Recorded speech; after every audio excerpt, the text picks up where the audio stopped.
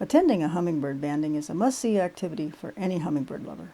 And since this is August of 2024 and it's Hummingbird Month in Sierra Vista, Arizona, we're going to a hummingbird banding at the San Pedro Riparian Conservation Area. Southeastern Arizona Bird Observatory volunteers and staff capture, band, weigh, measure, and release hummingbirds as part of a long-term study. The main banding station is the San Pedro House Visitor Center, 7 miles east of Sierra Vista, Arizona. More information about public banding sessions can be seen in the show notes below. The highest capture rates are during the migration, mid-April through mid-May in the spring, and late July through mid-September in the fall. Banding is one of the best tools to help study the life and travel of birds. Numbered bands identify individual birds. Ornithologists learn about the lifespan, reproduction, timing, and migration routes, as well as particular nesting, wintering, and migration stopover sites. Native birds, including hummingbirds, are protected by the Migratory Bird Treaty Act. Federal permits are required for the capture and handling of wild birds. Permits to band hummingbirds are issued to about 200 master birders in the U.S. by the Bird Banding Laboratory, a branch of the U.S. Geological Survey. Southeastern Arizona Bird Observatory's banding studies are conducted by trained volunteers, working under the direction of professional biologists and ornithologists such as Sheri L. Williamson, author of A Field Guide to Hummingbirds in North America. Hummingbirds are fierce and intelligent, which minimizes the stress on them when they are captured. However, capturing and banding a small bird is carefully done using special skills, knowledge, and equipment to ensure the bird's safety. Hummingbirds are trapped by naturalists and trained volunteers using traps that are baited with feeders. The traps are constantly monitored.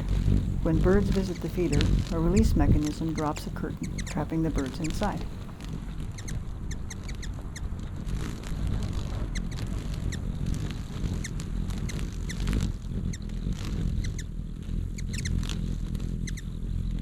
Maybe.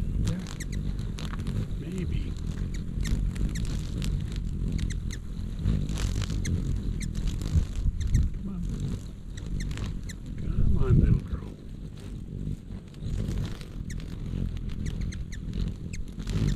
Birds are gently captured by hand inside the trap and transferred to mesh holding cages. Each cage holds one bird.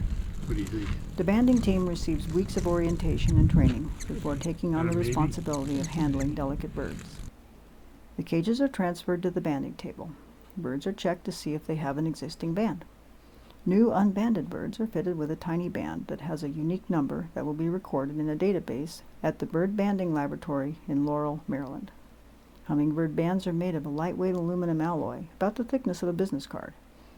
Number codes are anodized onto the sheet metal, along with lines to guide trimming of the bands.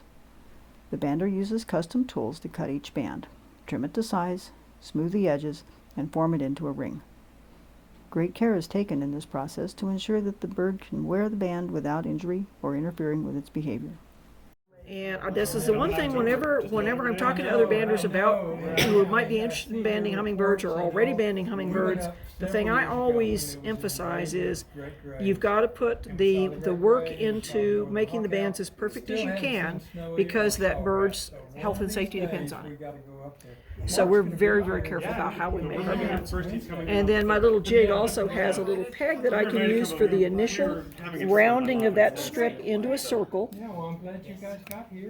And I use a little steel rod that's the interior diameter of this particular size band. I have piles of these little rods because I have ones for all different size bands now. And I use the plier that it's going to be applied with when it goes on the bird. I use that to, oh, we got a male black chin? Hang on here, let me finish this up. And then the last thing I've got to do is make sure that where those ends meet, that there's no little bits of metal sticking up. So I give it a little polish while it's on my rod, that way it can't get away from me. I can't count the number of bands that have gotten lost in our living room carpet. We did map banding for about 5 or 6 years. In fact, at one point we had 5 map stations. We had 3 here in the U.S. and 2 across the border in Mexico. And Make sure that I'm not feeling any little rough spot there. Make sure the band is properly closed and that I'm not feeling any little rough spot. If I feel anything catching on my fingerprints, I know that's a little piece of metal that might scratch that bird's skin and cause it injury. So it's got to be polished until there's no more. There we go. All right. And then the last process is to open it up using a little split pin that is welded into this plier, and it goes on my tray. We had some folks here last week who do some. The banding and recording process of each bird takes about 3 minutes. About 30 birds may be banded during a 2-hour session during the height of fall migration in late August. Once a bird is recorded, a few photos are taken, and the bird is offered sugar water. Oh my goodness, this is so cool. And I can't believe she is just drinking really. I'm going to bring you up for air again, girl. This is a female black-chin? Yeah. Oh, look at her. Isn't she gorgeous? Then it is placed in the lucky person's hand for release. All right, buddy.